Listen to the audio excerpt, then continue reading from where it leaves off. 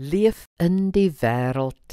Johannes 17 verse 14 tot 16 sê: Ek het aan hulle u woorde gegee, maar die wêreld het hulle gehaat, omdat hulle nie van die wêreld is nie, net soos ek nie van die wêreld is nie. Ek bid nie dat u hulle uit die wêreld moet wegneem nie, maar dat u hulle van die bose bewaar. Hulle is nie van die wêreld nie, net soos ek nie van die wêreld is nie. Ons is in die wêreld, sê ons, maar nie van die wêreld nie. Wat beteken dit egter?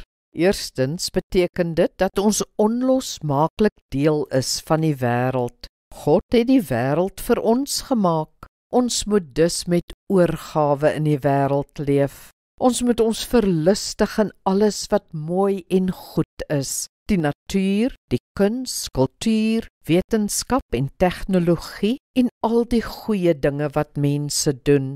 Tweedens moet ons anders leef as die wêreld, as God se lig in die wêreld, want die wêreld het van God vergeet.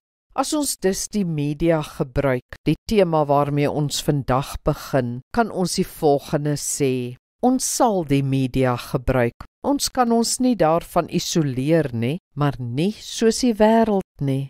As ons die media gebruik, moet God se lig skyn. Ons moet meer intentioneel met ons media gebruik omgaan. Kom ons bid saam. Hemelse Vader, help my om U nie te vergeet as ek tydskrifte of boeke lees, radio luister, TV of fliek kyk of die sosiale media gebruik nie. Wat sê U? Wat wil U? U is immers ten diepste betrokke by die wêreld en die media. Amen. Die Here seën jou.